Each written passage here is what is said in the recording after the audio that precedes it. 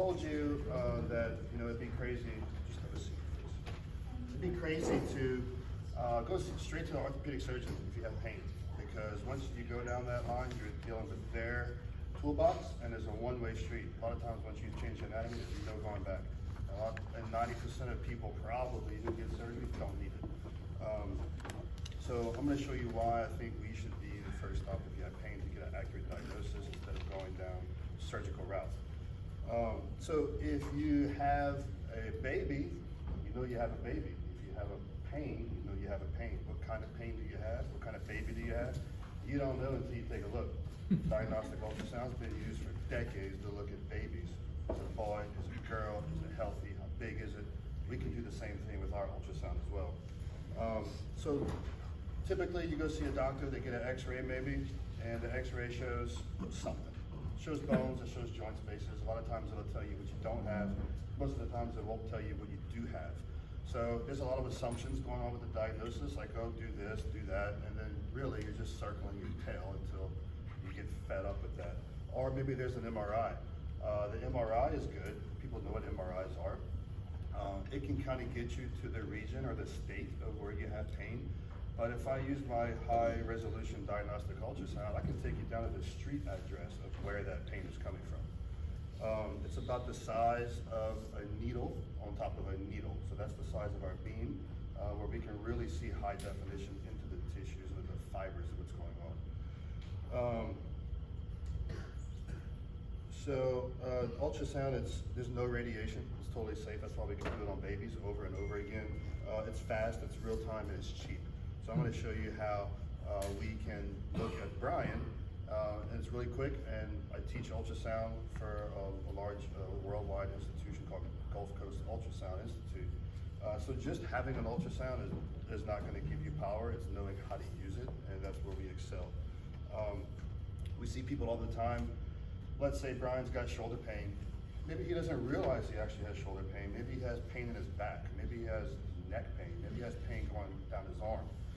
Unless we really dive into where this problem is coming from, he might be chasing this. He may go see a doctor who gives him an epidural in his neck to control his pain. When really, that happened twice. Okay. So what I've seen a lot is rotator cuff injuries or problems in the shoulder itself that cause compensatory patterns, like Michelle alluded to earlier, the fascia pulling. Problem here, a weakness here, lead to compensation, clamping down some tight muscles, irritating the nerve roots, giving him radicular pain. That's the symptom. That's not the source of the problem. So we're going to find out where the source of the problem is quickly, treat it, and then we don't have to go through this long-term chronic pain. As with all problems, what happens with a problem if you ignore it? Does it go away? No. It gets worse. It changes. Sometimes a year down the road, you're like, what is the problem we're trying to fix? You can't even identify it anymore. So it becomes harder and harder. So we want to attack these early. Take your shirt off and then swing around and face me. Oh yeah. He's a family friend. That's right, cough. No. You're on video, So,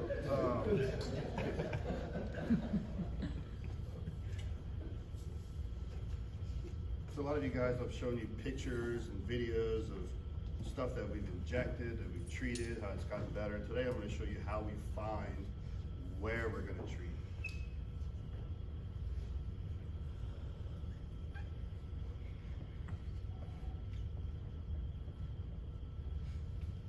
And there's a lot of great practitioners in this room. This is not to take anything away from any of them. We all work really well together. In my experience, pain is very complicated. It's not just a tissue thing. There's a lot of aspects going on, psychosocial, dietary. There's a lot of stuff going on, the nerves, the fascia. So when we treat these things, it usually takes a group, a big team to really get rid of these things. All right, so let's show you here.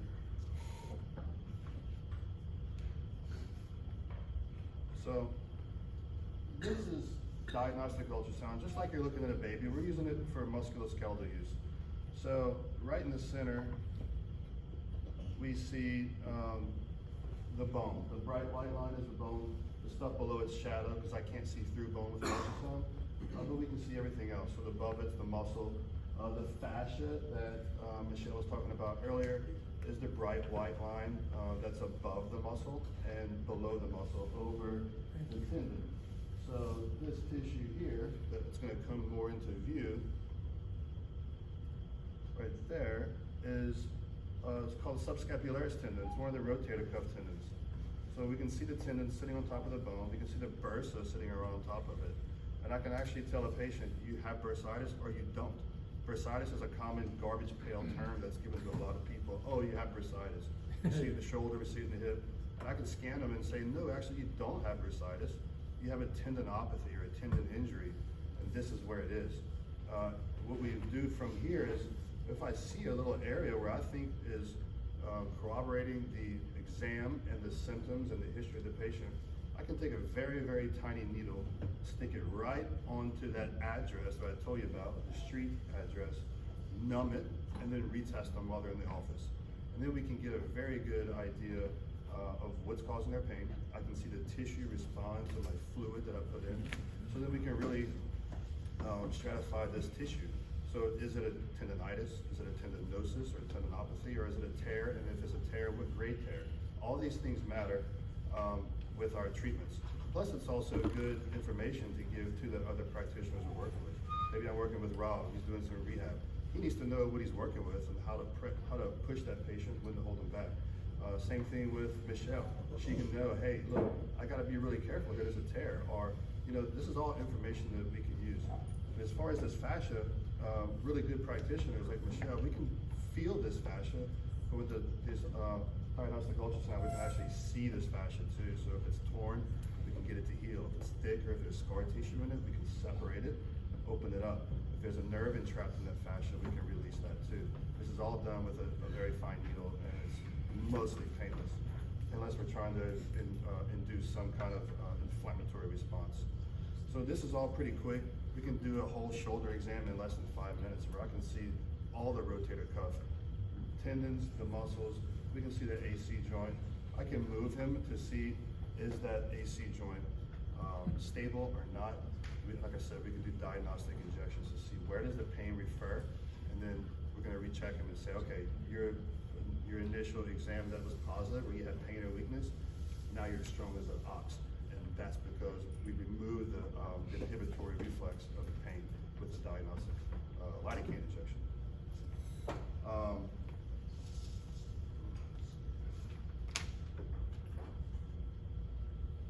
So Brian has had, I don't know if you know Brian, he's a badass and he's used his body a lot, and he's had to unfortunately see an orthopedic surgeon multiple times. And he does not want to go down that road again. So what we're doing is trying to keep him away from that, and we can definitely fix these things without steroids, without surgery. We get to the root of the problem fast. That way you're not circling your tail. We're not creating chronic pain that is hard to treat. And I'm hoping that I showed you why we should be the first choice of identifying the problem and solutions for the